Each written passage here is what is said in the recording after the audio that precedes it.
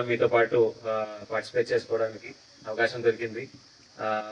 అంటే లాస్ట్ ఒక 1.5-2 సంవత్సరంలో రాష్ట్ర ప్రభుత్వం తరఫు నుంచి మనం ఈ యొక్క మెగా పీటీఎం జరుపుతున్నాము. ఎందుకంటే ఇంతకుముందు ప్రతి స్కూల్లో ఏదో ఒక రోజు చేసేవారిని.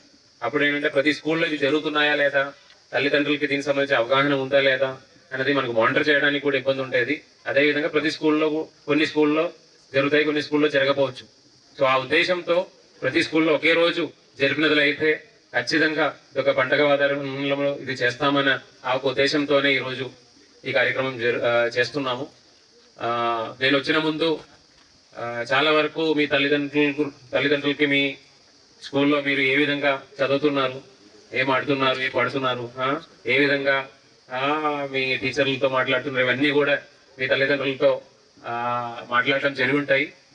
ఈ యొక్క కార్యక్రమం ఉద్దేశం ఏంటంటే మిమ్మల్ని ఏదో మీ తల్లిదండ్రుల ముందు కొద్దిగా భయభ్రాంతం చేయడం దానికోసం కాదు ఇది. ఎందుకంటే మీరు సరిగా చదివినప్పుడు కానీ లేదంటే సరిగా స్కూల్లో ఆడినప్పుడు కానీ దానికి చాలా ఇంపార్టెంట్గా ఒక ఎఫర్ట్ మీ తల్లిదండ్రుల తరపు నుంచి కూడా రావాలి. ఎందుకంటే మీ ఇంట్లో మీకు అదే విధంగా ఒక అవకాశం దొరుకుతుంటే, ఒక పాజిటివ్ ఎన్విరాన్మెంట్ దొరుకుతుంటేనే మీరు స్కూల్కి వచ్చినప్పుడు సరిగా హ్యాపీగా చదవగలుగుతారు.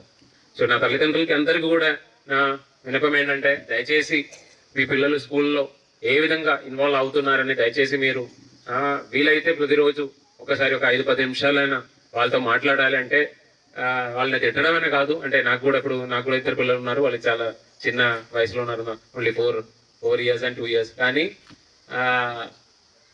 అంటే ప్రతి ఒక్క స్టూడెంట్ వాళ్ళు స్కూల్లో ఏ విధంగా ఒక 8-9 hours స్పెండ్ చేస్తున్నారు దానికి సంబంధించి మీతో ఖచ్చితంగా మాట్లాడాలి. మీరు కూడా వాళ్ళు చదివిన దీని గురించి కానీ లేదంటే అక్కడ స్కూల్లోని స్పోర్ట్స్ యాక్టివిటీ గురించి కానీ మీరు కూడా ఖచ్చితంగా కొద్దిగా ఇంట్రెస్ట్ తీసుకొని ఇన్వాల్వ్ అవ్వాలని కోరుతున్నానండి. కాకుండా 10వ తరగతి పిల్లలకి ఎగ్జామ్స్ మీద భయం తగ్గడానికి స్లిప్ టెస్ట్ అని చెప్పి మీ సీనియర్ బ్యాచ్, అంటే ఇప్పుడు లాస్ట్ ఇయర్ 9వ తరగతిలో ఉన్న వాళ్ళు మీరు చూసి ఉంటారు. మీ 10వ తరగతిలో ఉన్న వాళ్ళందరూ కూడా కనీసం ఒక 90 రోజులు ప్రతిరోజు ఏదో ఒక ఎగ్జామ్ రాయడం జరిగింది. సో ఇలాంటి కొన్ని కార్యక్రమాలు గవర్నమెంట్ తరపు నుంచి చేస్తున్నాము.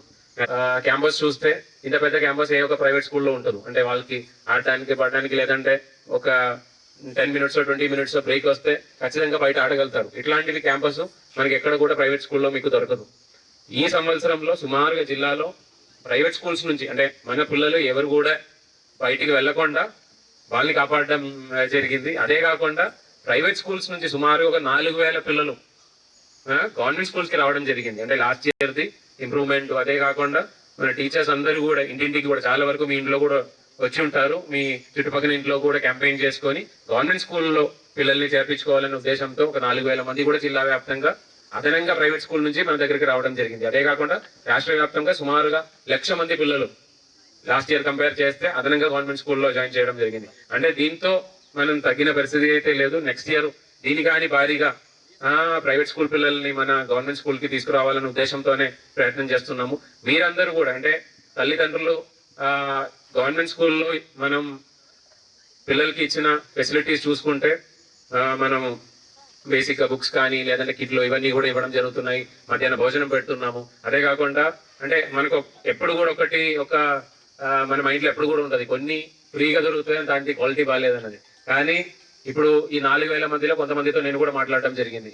వాళ్ళకి కనీసం ప్రతి ఒక్కరికి ఒక 10 నుంచి 15,000 రూపాయలు ప్రైవేట్ స్కూల్ది అదనంగా ఖర్చులు అవన్నీ తగ్గి ఆ ఫ్యామిలీకి చాలా వరకు ఆల్మోస్ట్ 4,000 మంది అంటే సుమారుగా 4 కోట్ల పైన విలువ ఉన్న అమౌంట్ మీ తల్లిదండ్రులు సేవ్ చేయడం జరిగింది అంటే గవర్నమెంట్ స్కూల్